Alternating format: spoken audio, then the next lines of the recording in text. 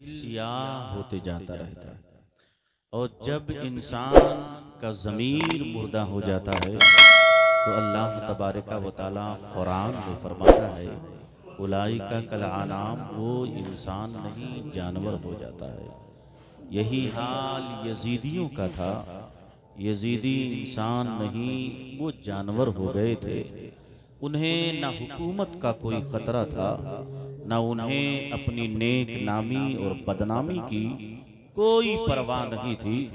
इसीलिए निवासे रसूल जिस नबी का कलमा पढ़ते थे, उसी नबी के निवासे पर जो जुल्म उन लोगों ने ढाया, पूरी दुनिया इस तारीख को कभी भुला ही नहीं सकती है।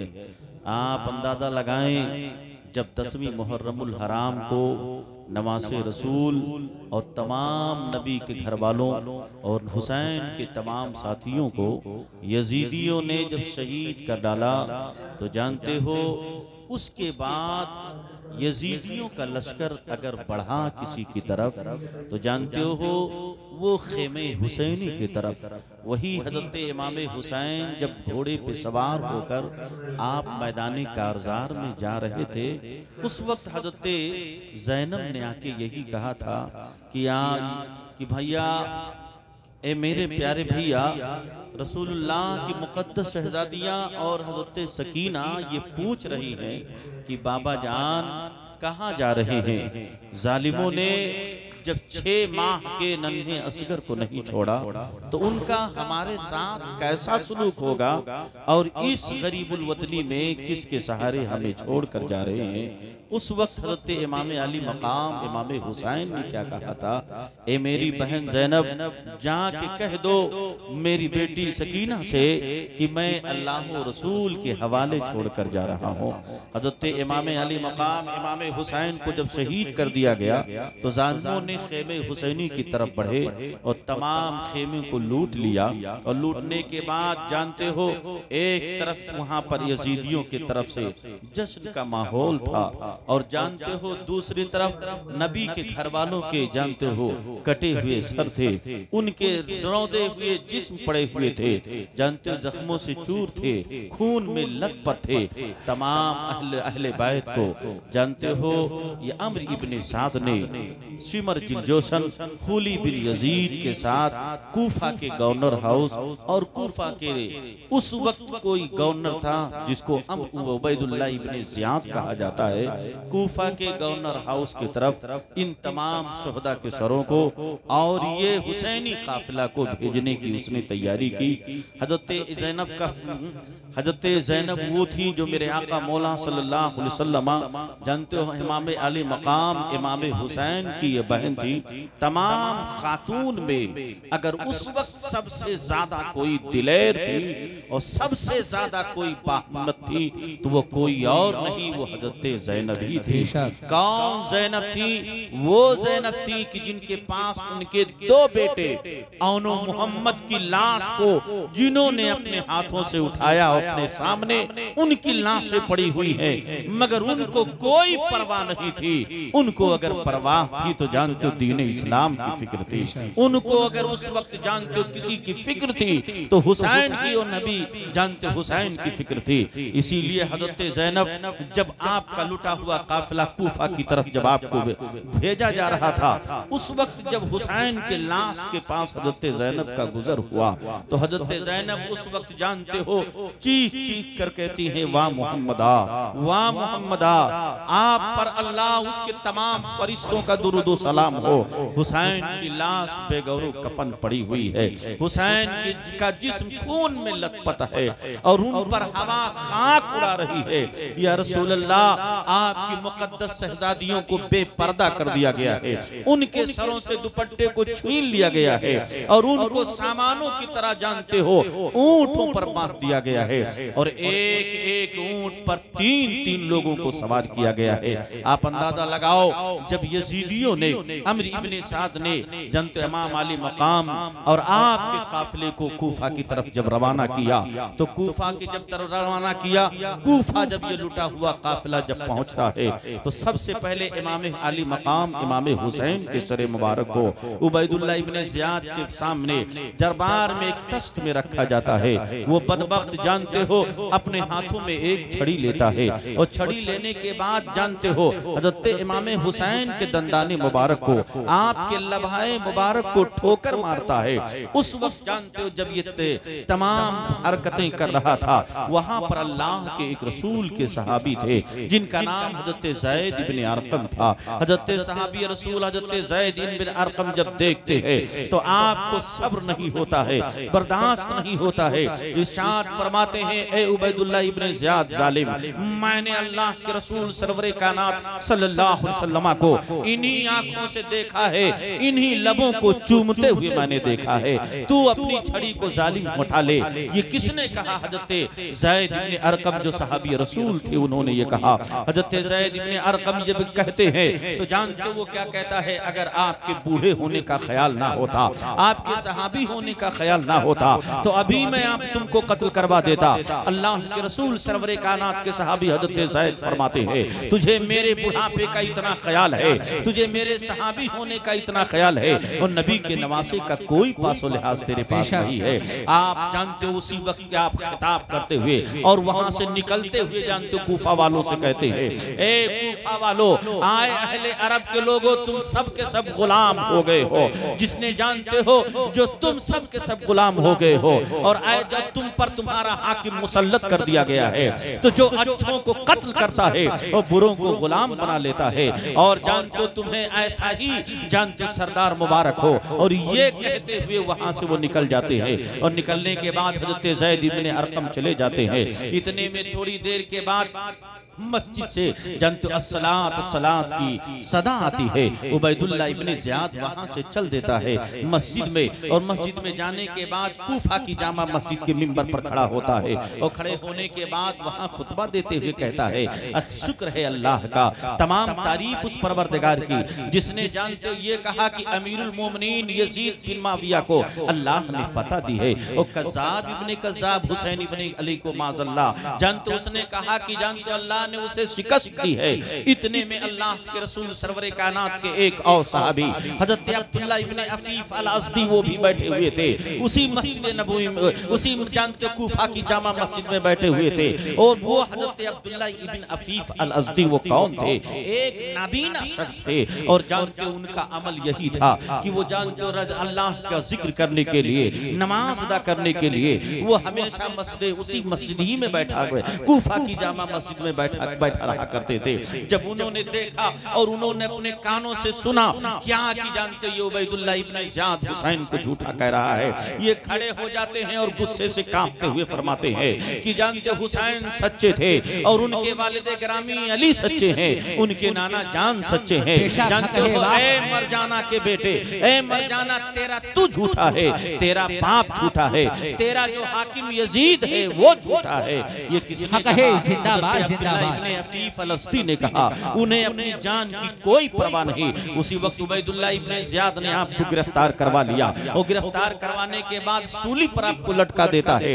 इस तरह मुहिब्बे अहले बैत में एक और का इजाफा हो जाता है।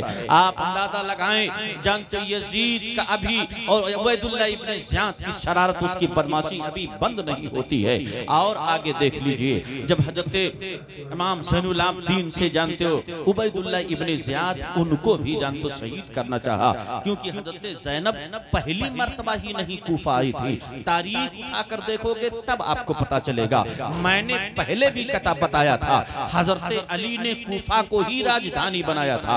हज़रत अली के जमाने में हज़रत ज़ैनब कूफा आई थी और कूफा में हज़रत ज़ैनब रहकर वहाँ के खवातीन को आप कुरान सिखाती थी, आप दीन इस्लाम सिखाया करती थी। आज हज़रत ज़ैनब जब कैद होकर आई है उन्हीं के पास जानते हो उस वक्त हज़रत इमाम ज़ैनुल आबिदीन थे। मैंने पहले कहा था हज़रत इमाम हुसैन के 3 बेटे थे, एक अली अकबर थे, एक अली औसत थे, एक अली असगर थे। तीनों बेटों का नाम आपके अली था। पहले का नाम अली अकबर था जो 22 साल के थे और जानते हो दूसरे बेटे का नाम अली औसत जो 14 साल के थे जिनको इमाम ज़ैनुल आबिदीन कहा जाता है। आपके तीसरे बेटे जानते हो अली असगर हैं जो 6 माह के थे, करबला में आपने शहादत का जाम नोश किया था। तो जानते हो उबैदुल्लाह इब्ने ज़ियाद ने जब देखा कि एक 14 साल बच्चा है तो पूछा ये किसका बच्चा है, पूछा ये किसका बच्चा है। और हजरत ज़ैनब की तरफ इशारा करके पूछता है ये खातून कौन है, ये खातून कौन है। जब 3 मरतबा उसने पूछा तब हजरत ज़ैनब ने कहा कि मैं हजरत इमाम हुसैन की मैं बहन हूँ, इतना और ये इमाम हुसैन के बेटे हैं। तो जानते उसी वक्त जालिम ने कहा कि इनको भी ले जाके कत्ल कर दो। हजरत ज़ैनब ने जानते उसी वक्त हजरत इमाम ज़ैनुल आबिदीन को अपने सीने से चिमटा लिया, कहा जालिम अगर इमाम ज़ैनुल आबिदीन को तुझे कत्ल करना है तो पहले मुझे भी कत्ल करना होगा। तो जब हजरत ज़ैनब के इस हिम्मत को देखा तब यही कहा ज़ैनब ये तेरी हिम्मत है जिसकी बुनियाद पर मैं ज़ैनुल आबिदीन को छोड़ रहा हूँ। इसीलिए मैंने कहा कि तमाम ख़वातीन में रसूलुल्लाह के मुक़द्दस शहज़ादियों में सबसे बाहिम्मत अगर कोई थी तो हजरत ज़ैनब ही थी। हजरत ज़ैनब की बुनियाद पर इमाम ज़ैनुल आबिदीन को छोड़ देता है। और जानते छोड़ने के बाद दूसरे दिन जानते इसी हुसैनी काफिले को दमिश्क यजीद के दरबार में भेजने के लिए सबसे पहले इमाम अली मकाम इमाम हुसैन के सर को नेज़े पे बुलंद करवाता है। पूरे कूफा और गली कूचों में जानते हो उसको फिराता है और अपनी बेगैरती का इजहार करता है। और जब जानते हो खूब फिराने के बाद फिर ये लुटे हुए काफिले को जानते हो सामानों की तरह घोड़ों पर, खच्चरों पर और ऊंटों पर बांध दिया जाता है। इमाम ज़ैनुल आबिदीन को जंजीरों में जकड़ दिया जाता है। और जब जंजीरों में जकड़ दिया गया और सवार कर दिया गया तब उबैदुल्लाह इब्ने ज़ियाद बदनहात ने क्या कहा कि जानते हो आबादियों से होकर इस काफिले को लेकर जाना, ताकि जिन आबादियों से ये काफिला गुजरे काफिला के लोग जानते हो आबादी के लोग फिर कोई यजीद के खिलाफ सर न उठा सके। ये किसने कहा था? ये उबैदुल्लाह इब्ने ज़ियाद ने कहा था। जानते हो यही हुसैनी काफिला ये किसके साथ भेजा? ये सिमर जिलजोशन के साथ, खूली के साथ जब भेजा ये काफिला जब जानते हो पहली मंजिल पर पहुंचता है वहां पर एक ईसाइयों की बहुत बड़ी खानका थी जिसको गिरजा घर कहा जाता है। पहली मंजिल पर जब ये काफिला जाके जानते लुटा हुआ काफिला यजीदी ले जाके वही जब ठहरते हैं तो जानते हो काफिले का जो वहां पर जो काफिले का राहिब था, जो पादरी था, वो जब देखता है कि कुछ सर हैं जो नेज़ों पे बुलंद है, एक सर है जो सबसे आगे है, वो देख रहा है और देखने के बाद हैरत में आके पूछता है। क्या पूछता है जानते हो? हैरत में आके पूछता है ये बताइए ये सर किसके हैं जो तुमने नेज़ों पे बुलंद किया है? तो उन लोगों ने कहा ये हुसैन इब्ने अली का है। तो कहा ये हुसैन इब्ने अली वही है जो तुम्हारे नबी के नवासे हैं? कहा हाँ वही हुसैन है। कहा सालिमो तुम कैसे नबी के कलमा पढ़ने वाले हो? जिस नबी का कलमा पढ़ते हो और मोमिन उन्हीं के बुनियाद पर तुम कहते हो और उसके बावजूद उसी नबी के नवासे पर ये जुल्म ढाए और सिर्फ इसी पर बस नहीं किया कि कत्ल किए बल्कि रसूल के जानते घर वालों को तुमने कैदी बना लिया है और सामानों की तरह ऊंटों पर, खच्चरों पर और जानते ऊँटनियों पर तुमने बांध रखा है। जानते ये किसने कहा? उस पादरी ने कहा। और जानते उस पादरी के गिरजा घर पर एक शेर लिखा हुआ था। इन लोगों ने जब देखा ये तो उतरे तो शराब में मस्त थे, लेकिन जब थोड़ी देर के बाद यजीदियों को जब होश आया तो देखा कि एक शेर लिखा हुआ था अतरजु उम्मतुन क़तलत हुसैना शफाअता जद्दिही यौमल हिसाबी। इस शेर का मतलब यही था। क्या जानते हो कि रसूलुल्लाह सल्लल्लाहु अलैहि वसल्लम की उम्मत वो लोग जिन्होंने हुसैन को कत्ल कर दिया है, क्या वो उम्मीद रखते हैं कि कल क़यामत के दिन उनके नाना जान उनकी शफाअत करेंगे? ये शेर जब देखा यजीदियों ने तो पूछा, जानते उन लोगों ने क्या पूछा? यही पूछा ये शेर कब से लिखा हुआ है? तो उस पादरी ने यही कहा ये किसने लिखा है और कब से लिखा है ये मुझको नहीं मालूम है। ये किसने लिखा है ये मुझे नहीं मालूम है, लेकिन कब से लिखा है जो मेरी जानकारी में है, जहां तक मुझे पता है वो तुम्हारे नबी की आमद से 500 बरस पहले ये शेर लिखा हुआ है। आप अंदाजा लगा लीजिए। तब जानते उस पादरी को मालूम था कि हुसैन की अजमत का हाल क्या है, हुसैन की अजमतों का पता था। जानते उस पादरी को उसने कहा कि अगर इमाम हुसैन के सर को एक रात के लिए अगर तुम यहाँ ठहरोगे तो उनके सर को हमें दे दो और मैं इसके बदले में तुम्हें 10,000 दिरहम दूंगा।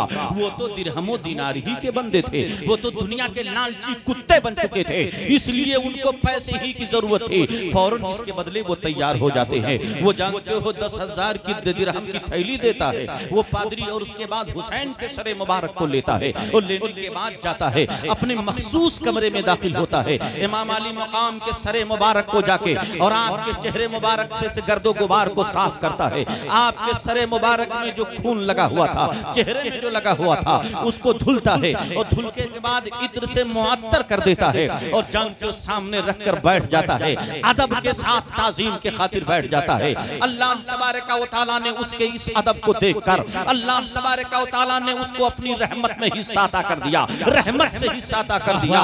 जानते हो उसको दिल को अल्लाह ने खोल दिया और देखा उसके साथ जो पर्दे आंख के सामने पड़े हुए थे, अल्लाह तबारक व तआला ने उस पर्दे को हटा दी। उसने अपनी आंखों से देखा कि हुसैन के सरे मुबारक से लेकर आसमान तक एक नूर का सुतून नजर आ रहा है, एक नूर का सुतून नजर आ रहा है। ये देखकर वो देखता है तो जानते जैसे ही इस नूर के सुतून को देखता है फौरन वहीं पर सिद्क दिल से कलमा पढ़ लेता है, अशहदु अल्ला इलाहा इल्लल्लाह व अशहदु अन्ना मुहम्मदुर रसूलुल्लाह। जानते हो यजीदियों ने इमाम हुसैन को और आपके साथियों को जानते शहीद करके ये सोचा होगा हमने हमेशा हमेशा के लिए हुसैन को खत्म कर दिया, मगर खुदा की कसम खा के मैं कहता हूँ इमाम हुसैन का सर नेज़े पर जब चढ़ा हुआ था तब भी कुरान की तिलावत कर रहा था और हुसैन का सर जानते हो अलग है तब भी पादरी कलमा पढ़ रहा है हुसैन के सर के मुबारक पास सामने बैठकर। मैं ये बताना ये चाहता हूँ हुसैन की जिंदगी के लिए सर उनके जिस्म से जुदा होना लगना ही जरूरी नहीं है। सर अगरचे अलग हो हुसैन तब भी जिंदा थे, आज भी जिंदा है और इंशाअल्लाह सुबह क़यामत तक हुसैन जिंदाबाद जिंदाबाद। नारे तकबीर, नारे रिसालत, जश्ने शुहदाए करबला, जश्ने शहीद आज़म, नारे तकबीर, नारे रिसालत, सुभान अल्लाह जिंदाबाद। जानते हो ये मरदूद जालिम यजीदी जब दूसरी मंजिल पर जब आगे थोड़ी दूर निकलते हैं और जानते हो सुबह इमाम हुसैन के सर मुबारक को लाकर वो पादरी देता है, ये लेकर जब चलते हैं थोड़ी दूर पहुंचे तो कहा लाओ आपस में तकसीम कर लें, दिरहमों को बांट लें, सिक्कों को बांट लें। लेकिन जैसे ही वो थैली खोलकर थैली लाते हैं और जमीन पे डालते हैं बांटने के लिए तो अल्लाह तबारक व तआला ने उस थैली को ठेकरियों में तब्दील कर दिया था। आखिर क्यों ना अल्लाह तब्दील कर दे, इसलिए कि उसके एक जानिब ये आयत करीमा लिखी हुई थी कि जानते हो सअलमुल वला तहसबन्नल्लाह गाफिलन अम्मा यअमलुज़ ज़ालिमून, कि जानते हो अल्लाह जानते हो जालिम हरगिज अल्लाह को गाफिल ना जाने, जो वो करते हैं उनका रब उनसे गाफिल नहीं है। इसलिए तुम्हारे करतूत से यजीदियों के करतूत से अल्लाह को गाफिल अगर वो समझ रहे थे तो उनको ये सोचना उनकी ये सोच बातिल है। अल्लाह तो सब कुछ जानता है। और दूसरी तरफ ये लिखा हुआ था जानते सयअलमुल्लज़ीना ज़लमू अय्यमुनक़लबुन यनक़लिबून, अनक़रीब जालिम जान लेंगे कि वो किस करवट पलटा खाए हैं। यानी आपको मैं ये बताना चाहता हूँ अभी उनके जुल्म को अल्लाह तबारक व तआला उनकी रस्सियों को ढील किए हुए है, लेकिन वो दिन आएगा कि जानते जब अल्लाह अपनी रस्सी को जानते मजबूती के साथ उनको अल्लाह तबारक व तआला उनके जुल्म को हमेशा हमेशा के लिए बंद कर देगा। जानते वो वक्त करीब आने वाला है। इसलिए जब तक अल्लाह तबारक व तआला अगर किसी को जानते मोहलत दे देता है तो उसको ये नहीं सोचना चाहिए कि यही हमारे पास ताकत है, उसको नहीं उस पर घमंड करना चाहिए, बल्कि अल्लाह जो लम्हा अता करे जो जिंदगी अता करे उसी को गनीमत समझना चाहिए। और एक मोमिन की शान यही है कि हर लम्हा वो अपने रब को राजी करता हुआ नजर आए। अगर ये बात आपके ज़हनो दिमाग में बैठ गई हो तो अब मैं आपको बताता हूँ जब यजीद के पास ये खबर पहुंची कि जानते हो भी चंद लम्हों में हुसैन का लुटा हुआ काफिला मेरे दरबार में आने वाला है और जानते हो दमिश्क में दाखिल होने वाला है, तो उधर जानते हो यजीद सबसे पहले पूरे दमिश्क को जानते हो सजाने का हुक्म दे देता है। गली कूचे दमिश्क के सजा दिए जाते हैं और जब बाजारों को सजा दिया जाता है, गलियों को सजा दिया जाता है। एक अल्लाह के रसूल के सहाबी हजरत सहल हैं, वो जब आते हैं दमिश्क में तिजारत करने के लिए आते हैं और जब वो दमिश्क के गलियों में जब दाखिल होते हैं तो क्या देखते हैं हर तरफ जानते हो नक्कारे बज रहे हैं, हर तरफ ढोल बजाए जा रहे हैं, हर तरफ खुशी के तराने गाए जा रहे हैं, हर तरफ जश्न का माहौल है। तब लोगों से जानते हो पूछते हैं हजरत सहल जो सहाबी रसूल थे आखिर क्या मामला है, आज तिजारत की मंडी में कोई नजर नहीं आ रहा है, बंद है तिजारत की मंडी, आज हर गली हर कूचा हर बाजार सजा दिया गया है, आखिर मामला क्या है? ये किसने कहा था? हजरत सहल ने जब पूछा तो उनको बताया गया जानते हो क्या, यही बताया गया कि जानते हो कि आज इमाम अहले इराक ने इमाम हुसैन के सर को जानते हो हदियतन तोहफतन यजीद के पास भेज रहे हैं। इसलिए यजीद ने पूरे दमिश्क को सजाने का हुक्म दे दिया है। इतनी बात अगर आपके समझ में आई, आओ मैं आगे और आपको सुनाता हूँ। और जानते हो जब यजीद के दरबार में ये शिमर पहुंचता है, और जानते हो मुहफ्फर बिन सालबा ये लोग जब पहुंचते हैं इमाम अली मकाम इमाम हुसैन के सर मुबारक को लेकर, जब वहाँ कूफा के जानते हो दमिश्क के यजीद के दरबार में जब पहुंचते हैं दरवाजे पर, और दरवाजे पर पहुंचकर मुहफ्फर बिन सालबा चीखता हुआ कि कहता है, जानते हो इस दुनिया में सबसे बदतरीन शख्स जो है, मैं उस शख्स के सर को जानते हो अमीरुल मोमिनीन यजीद बिन ज़ियाद के यजीद बिन माविया के दरबार में पेश कर रहा हूँ। ये किसने कहा?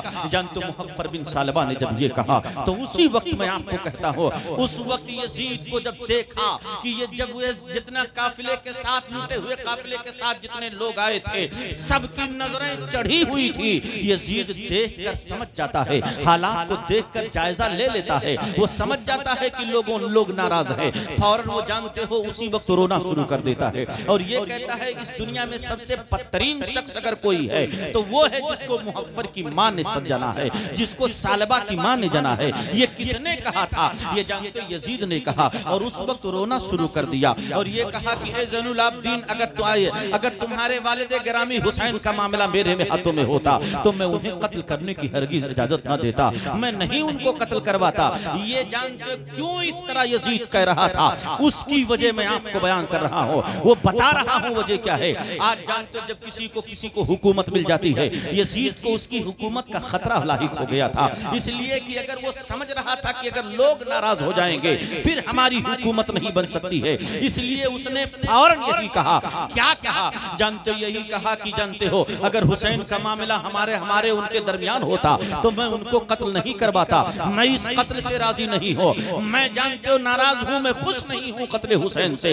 ये कहते हुए वो रो रहा था, लेकिन मैं बता रहा हूँ उसका ये अमल सिर्फ महज एक घोषला था, उसका अमल ये महज एक दिखावा था। मैं ये कहता हूँ जब इमाम ज़ैनुल आबिदीन से उसकी गुफ्तगू हो रही थी, किसकी? यजीद की, तो यजीद से इमाम ज़ैनुल आबिदीन ने यही कहा था, मैं तुमसे 3 चीजें मांगना चाहता हूँ। वो 3 चीजों में आपने पहली चीज यही कही थी कि हमको बाहिफाजत यहाँ से मदीना भेज दो, और दूसरी चीज ये कहा था कि जानते हो हमको जानते हो दमिश्क की जामा मस्जिद में हमको जानते हो तकरीर करने का मौका दे दो, और तीसरी चीज आपने यही कहा था कि जानते हो क्या? आपने यही कहा था कि जिन लोगों ने हमारे वालिद के कत्ल में हिस्सा लिया है, शहदाए करबला के कत्ल में हिस्सा लिया है, उनसे तुम बदला ले लो। तो जानते हो यजीद ने क्या कहा था कि 2 चीजें मैं आपकी मांग सकता हूँ, एक ये है कि दमिश्क की जामा मस्जिद में आपको खिताब करने के लिए मैं आपको मौका दे दूंगा, और दूसरी चीज ये है कि आपको बाहिफाजत मैं मदीना भेज सकता हूँ, लेकिन तीसरी चीज की इजाजत मैं आपको नहीं, मैं ये नहीं कर सकता हूँ, ये मेरे बस में नहीं है। आपसे मैं पूछना ये चाहता हूँ, अगर वो कत्ले हुसैन से खुश नहीं था तो उसी वक्त उबैदुल्लाह इब्ने ज़ियाद के सर को कलम कर देना चाहिए। ठीक है, उबैदुल्लाह इब्ने ज़ियाद कूफा में था, मगर वहाँ शिमर बदबख्त था, वहाँ खूली बदबख्त था। उस वक्त जहाँ जितने यजीदी उस वक्त थे उन लोगों को उसी वक्त गिरफ्तार कर लेना चाहिए था, उसी वक्त उसको कत्ल कर देना चाहिए था, तब हम मानते कि कत्ले हुसैन से यजीद खुश नहीं था, तब हम मानते। वरना मैं बता रहा हूँ कि जानते उबैदुल्लाह इब्ने ज़ियाद ने जो कुछ किया है ये यजीद के कहने ही पर किया है, इसलिए कि उसको तो यही कहना चाहिए था कि अगर मैं कत्ले हुसैन से खुश नहीं हूँ तो मैं फौरन मैं बदला लूंगा, मैं तीनों शर्तें आपको कबूल करूंगा। हज़रत इमाम ज़ैनुल आबिदीन 14 साल की उम्र में दमिश्क की जामा मस्जिद में जानते ऐलान होता है कि इमाम ज़ैनुल आबिदीन का खिताब होगा। तूफा की दमिश्क की जामा मस्जिद में आप जब मिंबर पर चढ़ते हैं तो जानते हो खिताबत तो उनके घर की जागीर है यार, 14 उम्र मत देखा करो। हज़रत इमाम ज़ैनुल आबिदीन जब चढ़े और जब उन्होंने एक बलीग खुतबा पेश किया और अपने खिताब में जब कहा तो वहां पर जितने लोग थे सब रो रहे थे, और जानते हो करीब ये था, जानते हो करीब था कि जानते हो कि अभी लोग बगावत शुरू कर देंगे। यजीद ने इशारा कर दिया। इशारा क्या कर दिया? कहा अजान देने का। मुअज्जिन अजान देता अल्लाहु अकबर अल्लाहु अकबर, तो जानते हो उस वक्त इमाम ज़ैनुल आबिदीन करते हैं, कहते हैं अल्लाह अल्लाह अकबर, अल्लाह सबसे बड़ा है, अगर इसकी गवाही कोई दिया है तो मेरे नाना ने दिया है। ये किसने कहा जानते हो? हजरत इमाम ज़ैनुल आबिदीन ने कहा ला इलाहा इल्लल्लाह, जानते हो अल्लाह के अलावा कोई माबूद नहीं। तो आप फरमाते हैं हाँ हम कहते हैं कि अल्लाह के अलावा कोई माबूद नहीं है, और जानते हो इसका ऐलान अगर किसी ने किया है तो वो मेरे नाना ही ने पहले किया है। ये किसने कहा? इमाम ज़ैनुल आबिदीन ने कहा व अशहदु अल्ला इलाहा इल्लल्लाह, जानते हो अशहदु अन्ना मुहम्मदुर रसूलुल्लाह। जब मुअज्जिन ने ये सदा कही तब उस वक्त जानते इमाम ज़ैनुल आबिदीन ने क्या कहा? ए यजीद देख ले, जानते हो अज़ानों में अगर जिक्र किसी का है तो मेरे नाना का जिक्र है, तेरे नाना का जिक्र अज़ानों में नहीं है। जवाब दिया था, ये हजरत इमाम ज़ैनुल आबिदीन ने जवाब दिया था। अगर ये बात आपके ज़हनो दिमाग में बैठ गई हो तो उस वक्त हजरत इमाम ज़ैनुल आबिदीन बैठ जाते हैं। उस वक्त जानते हो आप तीनों, आपको वहां से मदीना से हजरत इमाम ज़ैनुल आबिदीन और हुसैनी लुटा हुआ काफिला जानते हो किसके हमरा भेजा जाता है? नोमान बिन बशीर जो कूफा के पहले गवर्नर थे, जो बहुत ही मुहिब्ब अहले बैत में से थे, अल्लाह के रसूल के एक सहाबी थे। उनके साथ 30 जानते हो से 30 सिपाहियों को लगा देता है यजीद कि इनको ले जाओ और वहां मदीना छोड़ाओ। नोमान बिन बशीर बड़ी इज्जत के साथ, बड़ी तज़ीम और बड़े एहतराम के साथ जानते हो हुसैनी काफिले को, लुटे हुए काफिले को ले जाते हैं। और जानते हो ये लुटा हुआ काफिला भी मदीना की सरहद में दाखिल नहीं हुआ था। वो इमाम ज़ैनुल आबिदीन जो सब्र और ज़ब्त के पैकर बने हुए थे, जानते हो मदीना वालों को पहले खबर लग चुकी थी इमाम हुसैन की शहादत का और बाकी तमाम आपके साथियों का, आपके घर वालों का। तो जानते हो सबसे पहले जब मदीना वालों को पता चला कि जानते हो जो रसूल इमाम हुसैन का काफिला आ रहा है, तो जानते हो सबसे पहले अगर कोई मदीना से बाहर निकला तो जानते हो मोहम्मद बिन हनफिया निकले, उम्मुल मोमिनीन हजरत उम्मे सलमा निकलती है और बहुत से लोग वहां से निकलते हैं। वहां के बच्चे हो, बूढ़े हो, जवान हो, औरतें हो, सब मदीना के बाहर भागते हुए रोते हुए आते हैं। और हजरत इमाम ज़ैनुल आबिदीन और जानते हो उस वक्त किसी से कुछ कोई गुफ्तगू नहीं करते हैं, आपकी आंखों से सिर्फ आंसू जारी हैं। हजरत ज़ैनब रो रही हैं, हजरत सकीना रो रही हैं, कोई जानकर कुछ नहीं कह रहा है। और सीधे ये लुटा हुआ काफिला जानते हो कहीं जाके ठहरता है तो रोज़े रसूल के पास ही जाके ठहरता है। रोज़े रसूल पर पहुंचने के बाद इमाम ज़ैनुल आबिदीन जानते हो दर्द भरे अंदाज में कहते हैं कि जानते हो क्या कहते हैं, नाना जान अपने नवासे का सलाम कबूल कर लीजिए। और ये कहते हुए जानते हो इस दर्द के साथ वाक़यात करबला को बयान करते हैं, रुदाद करबला को, कि वहां पर जानते हो जो बूढ़े हो, औरतें हो, बच्चे हो, सबके जानते हो बूढ़ों की दाढ़ियां तर हो गई, उनके दामन भीग गए, औरतों के आंचल भीग गए, जमीन वहां तर हो गई, लोग इस तरह रोए। आपसे मैं कहना ये चाहता हूँ, ऐसा लग रहा था कि पूरे मदीना में कोहराम बच गया है और कयामत नुमा जानते हो कयामत बर्पा हो चुकी है, ऐसा लग रहा था। हजरत इमाम ज़ैनुल आबिदीन इस दर्द के साथ उन्होंने बयान किया था। उसी वक्त मोहम्मद बिन हनफिया ने यह कसम खाई थी कि जानते हो एक एक को जानते यजीदियों को छोड़ा नहीं जाएगा। आपने उसी वक्त ये तहिया कर ली थी। और तारीख उठाकर देखो, जानते जब इमाम हुसैन इमाम अली मकाम का ये लुटा हुआ काफिला जब पहुंचता है तो हिजाज के लोग, मक्का के लोग बगावत कर देते हैं यजीद की, और जानते हो अब्दुल्ला इब्ने जुबैर के हाथ पर जानते हो बैत कर लेते हैं। और जब अब्दुल्ला इब्ने जुबैर के हाथ पर बैत कर लेते हैं और इसका पता जानते हो यजीद को होता है, यजीद सिर्फ इमाम अली मकाम इमाम हुसैन के कत्ल ही पर सिर्फ बस नहीं किया था, उसी पर जानते उसकी शरारत खत्म नहीं हुई थी, यजीद ही की जात थी जो उसकी आजादियों में सबसे बड़ी रुकावट बनी हुई थी। इसलिए जब उसने इमाम हुसैन को शहीद कर दिया तो उसके जमाने में हर कोई ऐसा गुनाह न था जो आम ना हो गया हो, चाहे वो ज़ना हो, चाहे वो लिवातत हो, चाहे वो शराबखोरी हो, चाहे वो सूदखोरी हो, चाहे भाई बहन से जानते, चाहे बहन और माओ से निकाह हो, सब कुछ उसके दौरे हुकूमत में ये जानते हो जायज हो गया था। इसलिए मैं कहना ये चाहता हूँ, उधर मक्का के लोगों ने अब्दुल्ला इब्ने जुबैर ने जानते हो बहुत मक्का के लोगों ने अब्दुल्ला इब्ने जुबैर पर बैत कर ली थी। तब यजीद को जब ये पता चला तो मुस्लिम बिन उकबा को 20,000 का लश्कर दिया। सन 63 हिजरी में, 61 हिजरी में तो इमाम हुसैन और आपके साथियों को शहीद करवाया, और 63 हिजरी में मुस्लिम बिन उकबा ने जानते हो क्या दिया, 20,000 का लश्कर जर्रार देता है मुस्लिम बिन उकबा को। कौन? यजीद। और ये कहता है शामी लश्कर को, उन बदबख्तों को कहता है जाके शहर शहर रसूल मदीना को लूटो। और ये कहता है जाते जानते मक्का को रोको, हरमाइन तैयबाइन को लूटने के लिए भेज देता है। और जानते हो यही यजीदियों का ये काफिला जाता है, तमाम मदीना में कोहराम मचा देता है। शहर रसूल को इस तरह लूटते हैं, इस तरह लूटते हैं। 700 सहाबा को कत्ल किया, ताबईन और ताबईन मिलाकर 10,000 से ज्यादा लोग नाहक कत्ल कर दिया।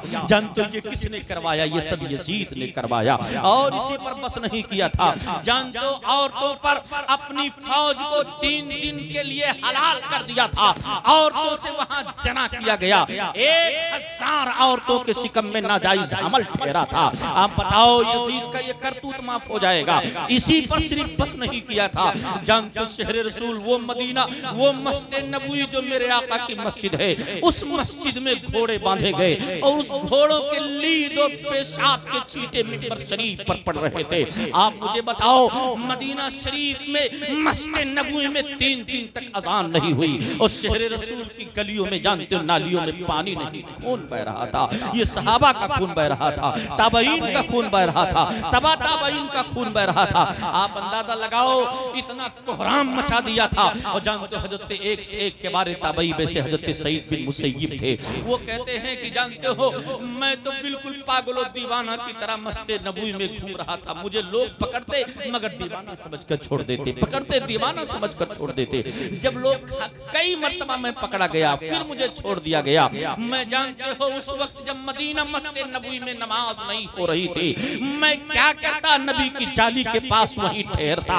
जब जानते हो नमाज का वक्त होता तो नबी की गुंबदे खजरा से जानते हो मज़ारे अनवर से मेरे आका के अजान की आवाज आया करती थी। आप अंदाजा लगा लीजिए। आपसे मैं कहना ये चाहता हूँ हजरत सईद बिन मुसय्यिब एक नौजवान, उन लोगों के जुल्म के बारे में मुर्खीन ने ये लिखा है कि यहाँ तक उन लोगों ने जुल्म ढाया कि जानते हो जिस घर में दाखिल होते उस घर को लूट लेते थे। और जब कोई आदमी कुछ भी जानते हो मुकाबले की बात करता या कोई आदमी कुछ छुपाने की बात करता तो सारे लोगों को कत्ल कर दिया जाता था। एक ऐसे घर में दाखिल हुए, तारीख में आया है कि जानते हो उस खातून के शिकम से अभी चंद दिन हुआ था कि एक बच्चा पैदा हुआ था।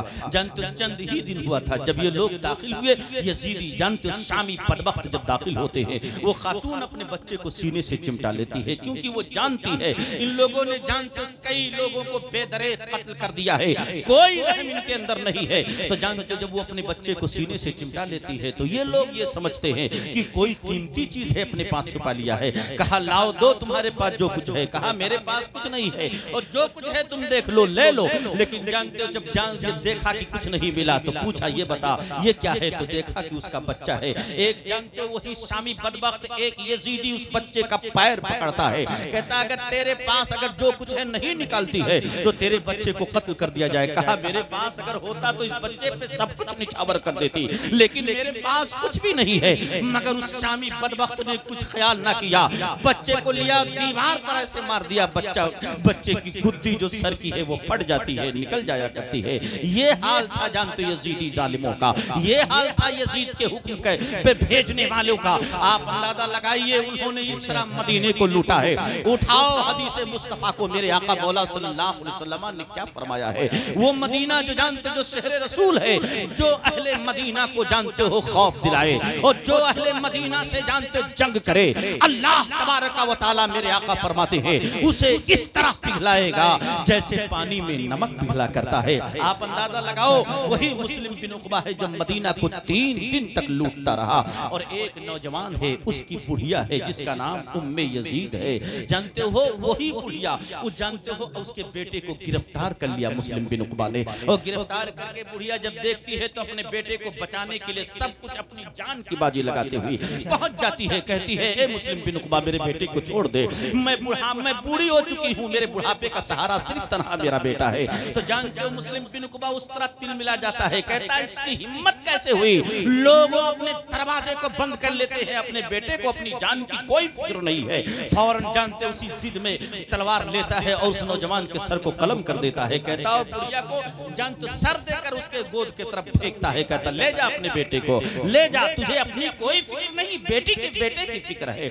बुढ़िया उसी वक्त हाथ उठाकर दुआ करती है परवरदिगार मैं तेरी तेरी बारगाह में कसम खाती हूँ, अगर तू मुझे ताकत देगा तो मुस्लिम बिन उक़बा को मैं जिंदा जला दूंगी, और अगर ताकत जिंदे पे नहीं देगा तो मैं परवरदिगार मेरी ये ख्वाहिश है कि उसके मरने के बाद तू मुझे ये ताकत दे दे कि मरने के बाद इसे जला दो। ये बुढ़िया जब जानते ये कसम खाती है, ये मुस्लिम बिन उक़बा मदीना को 3 दिन के बाद जब लूटता है, लूट के पलटता है, कहा हम मक्का शरीफ पर हमला करने के लिए अभी थोड़ी दूर ही गया था, उस पर फालिज का अटैक आ जाता है, और आए तो क्यों ना आए, इसलिए कि जो अहले मदीना को खौफजदा करता है अल्लाह तबारक व तआला उस पर अपना अजाब नाज़िल कर देता है। और जानते हो उस पर जानते हो फालिज का अटैक हुआ, वही उसकी मौत वाक़ हो जाती है, और जब मौत वाक़ हो गई तो हसीन बिन नमीर सिपह सालार हुआ यजीदी कमांडर, यजीदी फौजियों का, और वही उसको दफन कर दिया जाता है। और ये खबर बुढ़िया को लग जाती है, बुढ़िया अपने खानदान के चंद नौजवानों को लेती है, और लेने के बाद जानते हो जब ये काफिला यजीदियों का चला जाता है,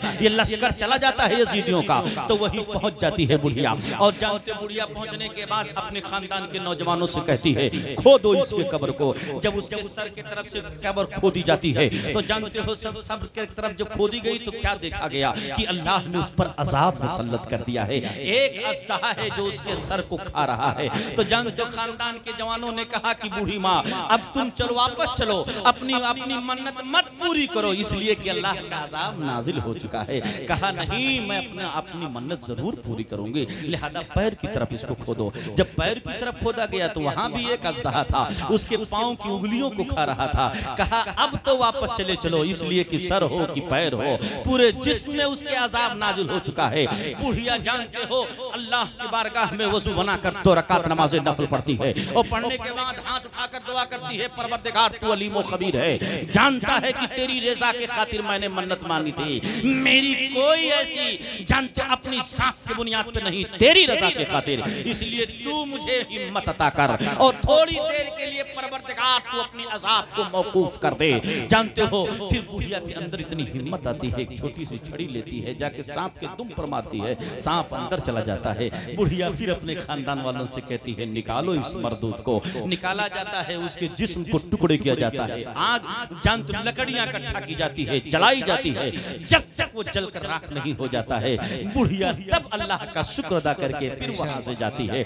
जानते यही अब्दुल्ला इब्ने जुबैर जो वहां पर जानते हो बहुत से लोगों ने आप पर, वहां अहले मक्का के लोग और कुर्ब जवार के लोगों ने वहां पर आप पर बैत कर चुके थे, और जब हजरत अब्दुल्ला इब्ने जुबैर को पता चला कि यजीदी फौज ने, यजीदी लश्कर ने मदीना में बड़ा तूफान मचाया, बड़ा कोहराम मचाया, मदीना को लूट डाला है, तो आपने उसी वक्त तहैया कर लिया था कि मैं मक्का में दाखिल नहीं होने दूंगा, मैं अल्लाह के हरम को पामाल नहीं होने दूंगा, इसलिए आप मक्का से बाहर निकलते हैं और जानते हो मुकाबले के लिए तैयार हो जाते हैं। सुबह से लेकर शाम तक जंगी लड़ी गई मगर कोई नतीजा नहीं निकला, मजबूर होकर जानते हो हसीन बिन नमीर को पीछे हटना पड़ा, और हजरत अब्दुल्ला इब्ने जुबैर अपने लोगों को लेते हैं, और लेने के बाद पूरे मक्का का घेराव कर लेते हैं कि वो मक्का में दाखिल ना होने पाए, यजीदी कोई एक भी सिपाही दाखिल ना होने पाए। ये जब जानते हो यजीदियों ने देखा कि मैं मदीना की तरह मक्का में दाखिल नहीं हो पा रहा हूँ और मक्का को लूट नहीं पा रहा हूँ, तो उन लोगों ने जानते हो क्या किया, जबले अबू कबेस पर मिंजनीक को नस्ब कर दिया।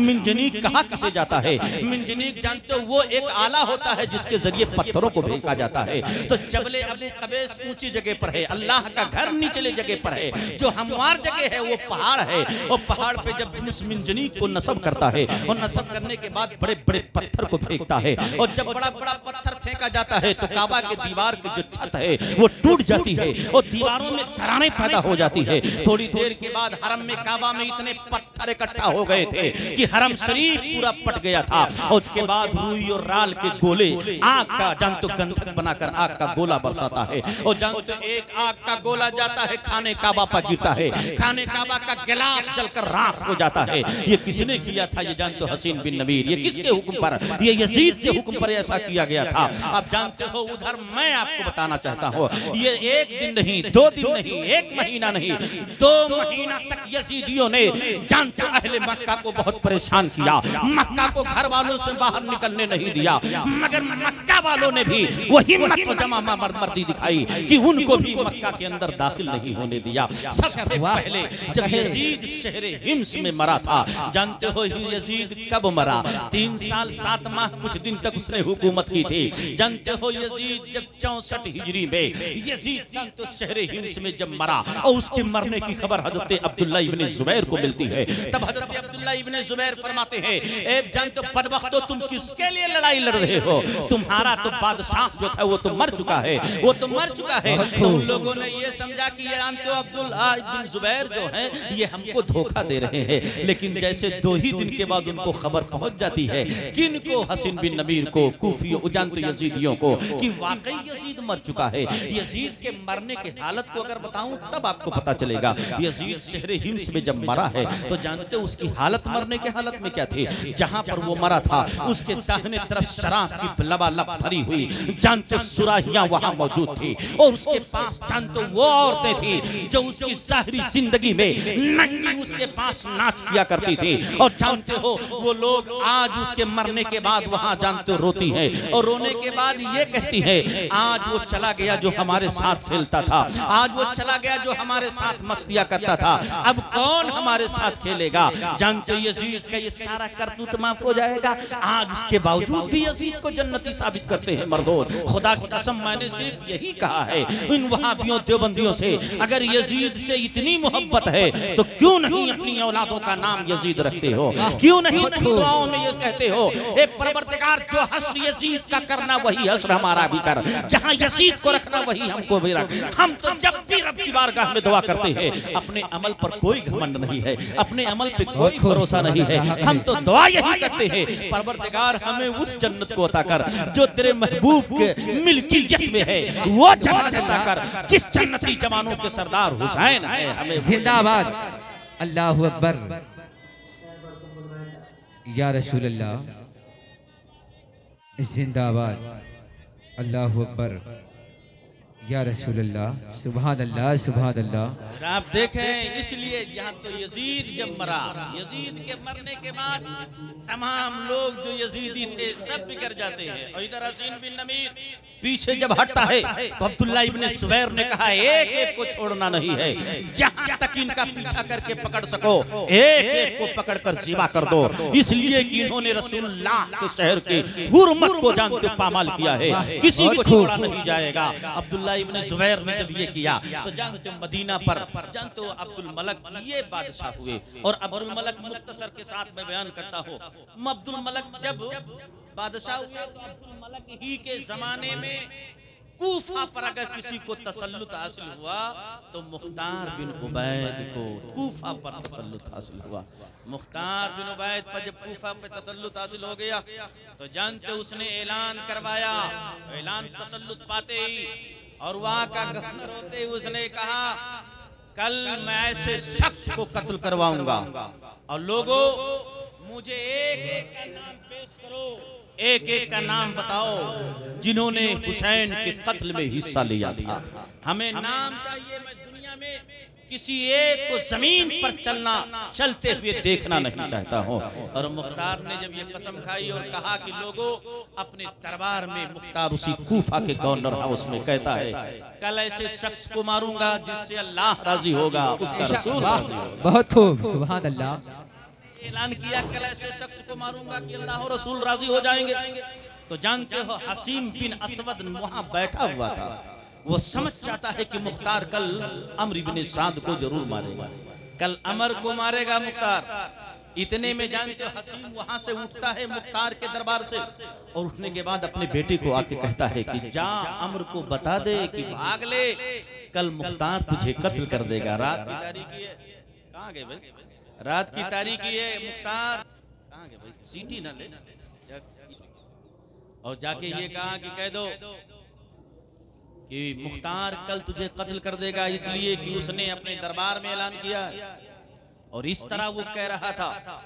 तब जानते हो हसीम बिन असवद का जब बेटा अमर बिन साद से जाके बताता है तो अम्र इब्ने साद यही कहता है कि जानते उसके खुरूज के ज़माने में हमारा उसका ताल्लुक बड़ा गहरा था, मरासिम बहुत अच्छे हैं। मुख्तार हमको कैसे कत्ल कर सकता है, इसलिए उसके बेटे हसीम बिन असबद के बेटे को उसने नज़रअंदाज कर दिया। और सिर्फ नज़रअंदाज ही नहीं किया और इसी पर बस नहीं किया, जानते उसके बाद ये कहा कि ठीक है जाओ, नहीं वो मुझको कत्ल कर सकता है। और वो आराम से अपने घर पे रहने लगा। जैसे सुबह होती है मुख्तार फौरन अपने आदमी अबू उमरा कोतवाल को भेजता है। और भेजने के लिए क्यों कि जाके अम्र इब्ने साद को गिरफ्तार कर लाओ। जानते अबू उमरा कोतवाल जब पहुंचता है किसके घर, अम्र के घर। अम्र के घर जब पहुंचा तो पहुंचने के बाद उसने कहा ये बताओ अम्र इब्ने साद कहाँ है। तो जानते अम्र इब्ने साद के मकान से उसका बेटा हफ्स बाहर निकलता है। हफ्स बाहर आने के बाद उसने कहा कि मेरे बाप तो गोशा नसी हो गए हैं, मेरे बाप तो खिलवत नसी हो गए हैं, अब वो अल्लाह अल्लाह का जिक्र करते हैं, अब वो बाहर नहीं निकलते हैं। इतने में जानते हो अम्र इब्ने साद के बेटे ने जब ये कहा तो अबू उमरा कोतवाल ने उसके बेटे को ले गया, मुख्तार के पास पहुंच गया। और जब मुख्तार के पास लेके गिरफ्तार करके पहुंच गया तब मुख्तार ने ये कहा कि तेरा बाप गोशा नसी हो गया है, तेरा बाप खिलवत नसी हो गया है, कहाँ गई तेरे बाप को जानते हो, वो रई की गवर्नरी नहीं चाहिए थी, अब नहीं चाहिए। जानते तेहरान की राजधानी तेहरान की गवर्नरी तेरे बाप को नहीं चाहिए। उस वक्त क्यों नहीं छुप गया था हुसैन के मुकाबले में, जब उसे भेजा जा रहा था उसी वक्त गोशा नसी हो जाना चाहिए था, उसी वक्त खिलवत नसी हो जाना चाहिए था। फौरन जानते हो अबू उमरा कोतवाल को कहता है इसको कैद खाने में डालवा दो और जाओ इसके बाप को गिरफ्तार करके कत्ल करके उसके सर को ले आओ। अबू उमरा कोतवाल आता है, उसके घर को सर्च करता है। जानते हो अम्र इब्ने साद को पकड़ा जाता है, उसको गिरफ्तार कर लिया जाता है, उसके सर को कलम किया जाता है और नेज़े पर चढ़ा कर लाया जाता है और लाने के बाद मुख्तार के पास रख दिया जाता है। अब मुख्तार ने कहा इसके बेटे हफ्स को बुलाओ। अब उसके बेटे हफ्स को कैद खाने से निकलवा कर लाया जाता है और जब मुख्तार के सामने लाया जाता है तो मुख्तार कहता हफ्स पहचानता है ये किसका सर है। कहा ये तो मेरे बाप का सर है। अब जिंदगी में मुझे जीने से कोई मकसद हासिल नहीं हो, अब जिंदगी में हमें कोई जीना नहीं है। अब जब बाप ही नहीं रहा तब मुख्तार कहता है तू ठीक कह रहा है, जब मैं तुझे छोड़ूंगा तब तो जिंदा तू रहेगा, इसलिए फौरन हुक्म देता है इसके भी सर को कलम कर दो। उसका भी सर कलम कर दिया जाता है। मुख्तार ने दोनों सरों को अपने हाथों में लेता है और कूफा के गवर्नर हाउस में ऐलान करता है कि जानते हो लोगों सुन लो, ये हफ्स का जो सर है ये जानते हो अली अकबर के मुकाबले में है और जानते हो ये अम्र का जो सर है ये हुसैन के मुकाबले में है। ये अगर जानते हुसैन के नाखून के बराबर इन दोनों के सर नहीं है, लेकिन ऐलान करता है कि लोगों गवाह हो जाओ, एक एक को मैं छोड़ूंगा नहीं। जानते हो इसने जब ऐलान किया उस वक्त खूली को फिक्र लाहिक हुई। वो खूली मरदूद जानते हो जिसने नमाज़े रसूल के सर को कलम किया और नेज़े पर जानते हो बुलंद करके कूफा के गवर्नर हाउस के दरवाजे पर लाया और लाने के बाद जानते हो वो अपनी बीवी के पास, उस वक्त कूफा का गवर्नर हाउस का दरवाजा बंद हो चुका था और जब बंद हो चुका था तो जानते उसी हज़रत इमाम अली मकाम के सर को लाता है अपने घर और अपनी बीवी से कहता है दरवाजे पर दस्तक देकर कहता दरवाजा खोल, आज सबसे कीमती तोहफा में तेरे कदमों में लाया हूं डालने के लिए। फौरन उसकी बीवी जब दरवाजा खोलती है तो नमाज़े रसूल के सर को रख देता है, कहता ले देख ये सबसे कीमती तोहफा है। तो जानते उसकी बीवी पूछती है किसका सर है, कहा हुसैन इब्ने अली का है। वो फौरन कहती है दुनिया में जब शौहर अपनी बीवी को तोहफा देते हैं तो उसको जेवरात देते हैं, कपड़े देते हैं, पैसे देते हैं, तू तो सालिम नमाज़े रसूल का सर लेकर आया है, क्या तुझे पता नहीं है ये नमाज़े रसूल हैं, इन्हीं के सदके में तो हमें सब कुछ मिला है। ये किसने कहा, उसकी बीवी ने कहा। फिर वो कहा अपनी बीवी को खामोश हो जा, चुप जा और जा खाना लेकर आ। वो खाना लाती है और रात गुजारने के लिए अपनी बीवी को जो अपने करीब बुलाता है उससे शाबाशी करने के लिए तो उसकी बीवी इनकार कर देती है। उसी वक्त तहैया कर लिया था कि जिंदगी में जब भी कोई ऐसा मोड़ आएगा और नमाज़े रसूल के बदले की बात आएगी तो जरूर मैं उसमें हिस्सा लूंगी। ये किसने, ये खूली की बीवी ने कहा था। आज जानते हो खूली को सबसे ज्यादा फिक्र लाहिक हुई, इसलिए कि हुक्म हो गया था मुख्तार का कि जाके खूली को गिरफ्तार कर लाओ। अब्दुल्ला इब्ने कामिल चंद सिपाहियों को लेते हैं और लेने के बाद खूली के यहाँ पहुंच जाते हैं और जब खूली के यहाँ पहुंचे तो जानते हो उसने उससे पहले अपनी बीवी को खूब डराया था, खूब धमकाया था, कत्ल करने करने की धमकी दी थी। अगर तूने बता दिया कि मैं घर के अंदर हूँ, अगर आ गए मुख्तार के आदमी तो मत बताना कि मैं घर के अंदर हूँ, बता देना कि खूली कहाँ है हमें मालूम नहीं है, ये कह देना, झूठ बोल देना।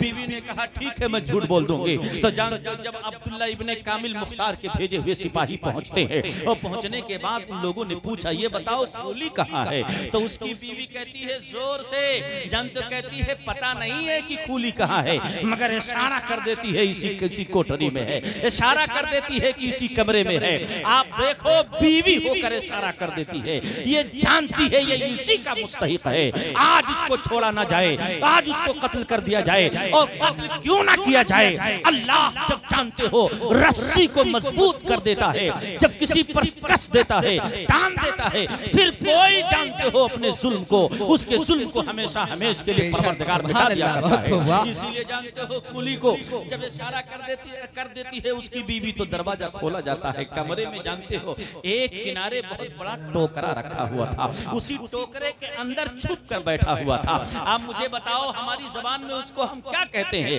देहाती जबान में झौवा कह लिया जाए, देहाती जबान में कांची कह लिया जाए। उसी में वो छुपा हुआ था, देखकर उस वक्त जानते हो अब्दुल्ला इब्ने कामिल जब उसको गिरफ्तार करते कहते जालिम अगर उस वक्त छुप गया होता हुसैन के मुकाबले में ना जाता तो आज तेरी ये नौबत ना आती।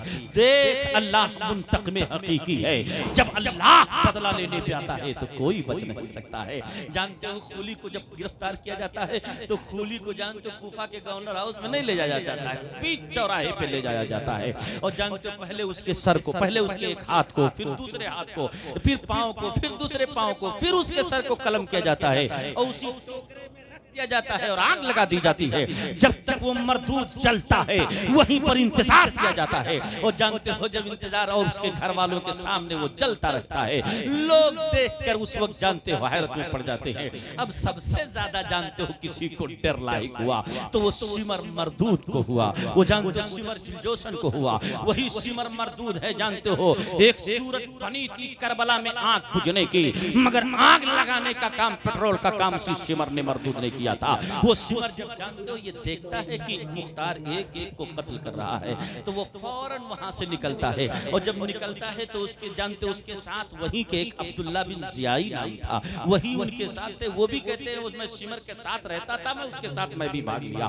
मुख्तार के गुलाम जिसका नाम जरबी था, मुख्तार का गुलाम जिसका नाम जरबी था, जरबी पहचान लेता है सिमर भाग रहा है और इसकी गिरफ्तारी का वारंट जारी हो चुका है और ये भाग रहा है। तो जरबी गुलाम तनहा था और तनहा होने के बाद उसका पीछा करता है। लेकिन जब जानते हो सिमर ने जब देखा कि वो गुलाम तनहा आया है तो वो पलट कर उसकी तलवार लेकर उसकी कमर पे मार देता है। वो जरबी गुलाम जो है नीचे गिर जाता है और वो जख्मी हालत में मुख्तार के पास उठाकर ले जाया जाता है। तो मुख्तार कहता है तनहा उसके मुकाबले में तुझे हमला नहीं करना चाहिए था, ठीक है। इतने में जानते हो फिर उसने अब्दुल्ला बिन कामिल को भेजता है एक दस्ता देकर, एक सिपाहियों का एक दस्ता देकर कि उसको गिरफ्तार कर लाओ। ये जानते हो भागता हुआ कहाँ जाता है? किल्तानिया गांव में जाता है और वहाँ एक गांव का बहुत बड़ा बाग था, उसी में छिप जाता है। किसी को पता नहीं रहता है कि ये सिमर कहाँ गया है। लेकिन जब वहाँ सिमर जाता है तो चूंकि कादिसिया एक चौराहा था, वहां से होकर हर एक को गुजरना था। अब कादिसिया चौराहे पर नाकाबंदी लगी थी तो जाए तो कैसे जा सकता है,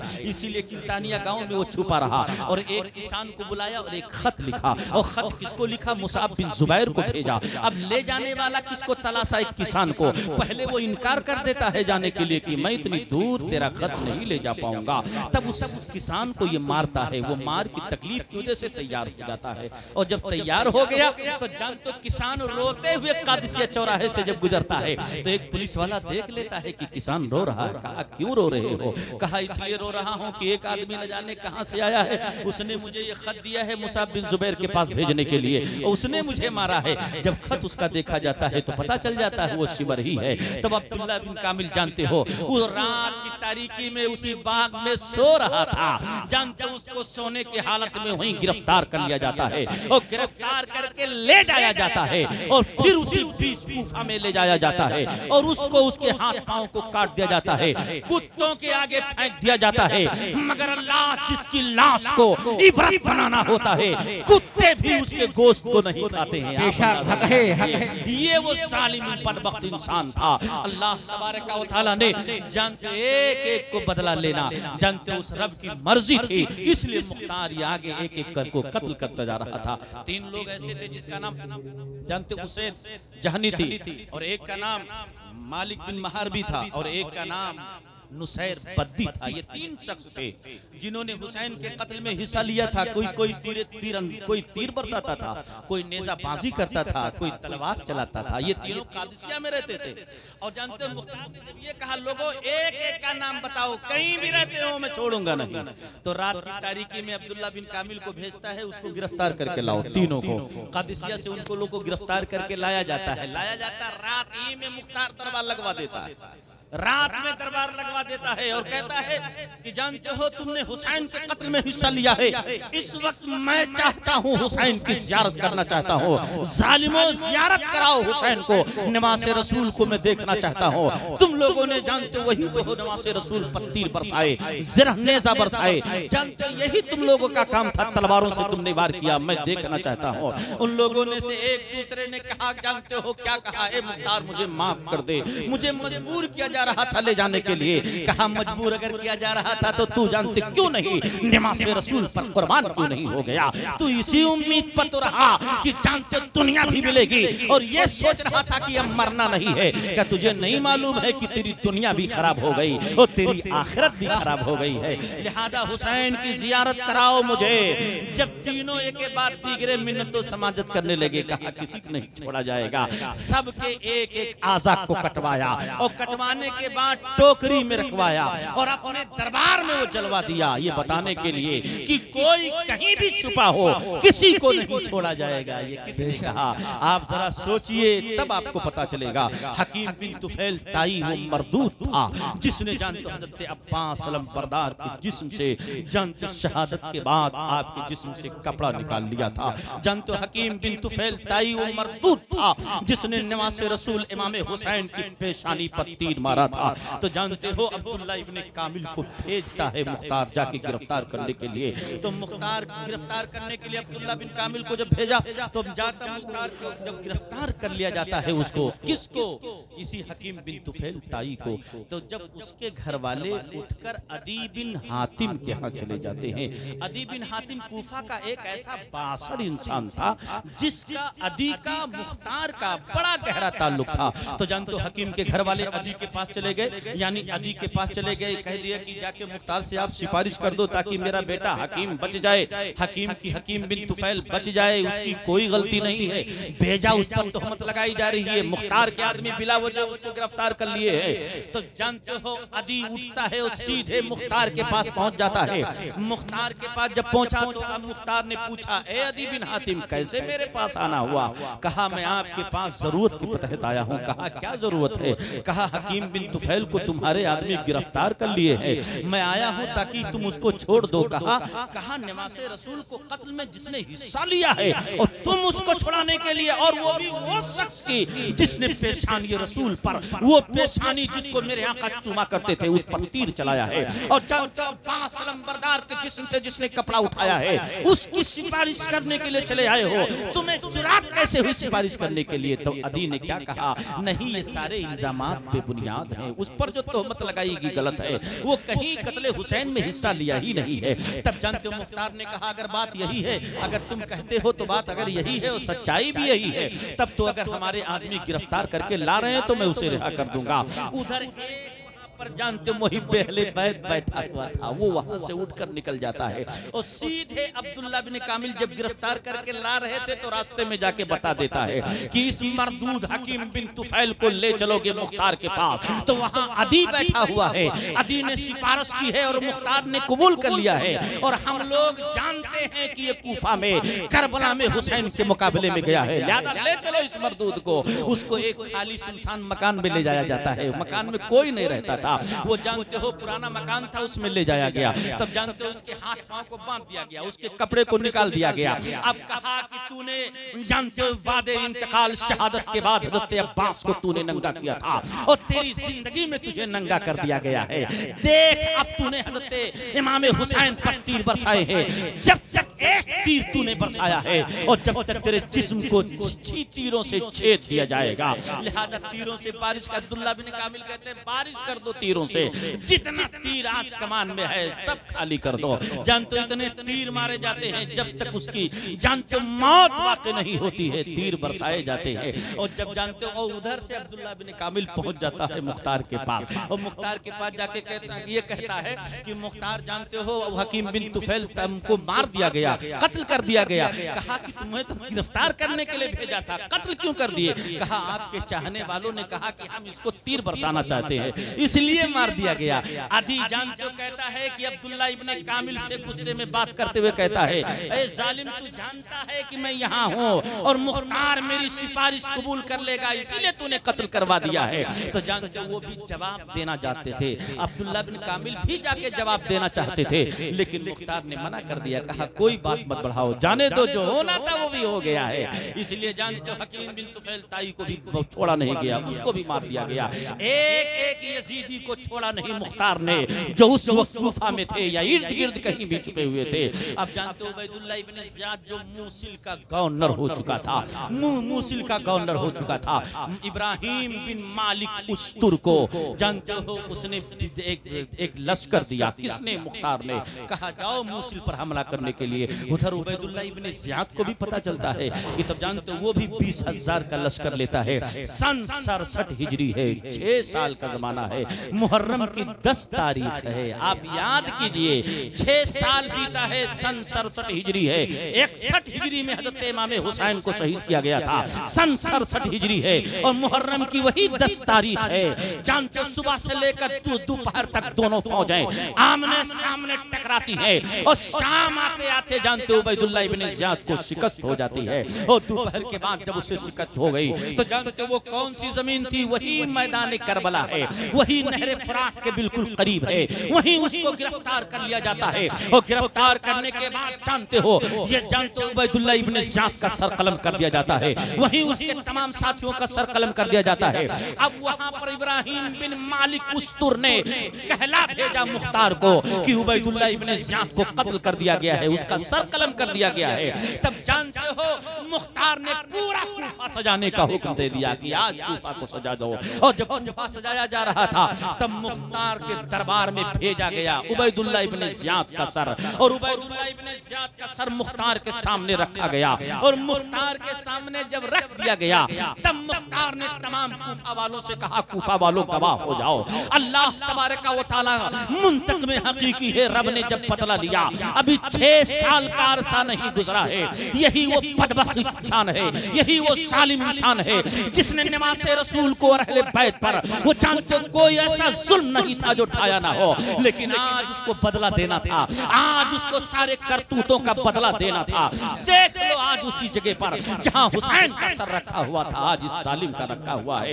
ये तो दुनिया का अजाब है, अपनी आंखों से देख लो, अभी आखिरत का अजाब बाकी है। आखिरत के अजाब का जिक्र करते हुए मेरे आका ने एक मर्तबा फरमाया था, हजरत जिब्रील जब सैयदुल मलाइका आका की बारगाह में हाजिर हुए, मेरे आका ने फरमाया जिब्रील आखिरत का अजाब तुम सुना दो कि आखिरत का अजाब कौन सा अजाब है। तो हजरत जिब्रील ने यही कहा था, या रसूल अल्लाह आखिरत का सबसे हल्का तरीन जो अजाब होगा वो जहन्नमियों के पाँव में आग का जूता पहनाया जाएगा और कहीं जिस्म पर कोई अजाब ना होगा, सिर्फ पाँव में जूता पहनाया जाएगा। और आखिरत का ये हल्का अजाब होगा और जानते यगली मिनहुमा दिमागहु, और उसकी गर्मी और शिद्दत और तपिश का आलम ये होगा कि दिमाग पिघलेगा, नाक और कान के रास्ते से उसकी गुद्दी निकलेगी।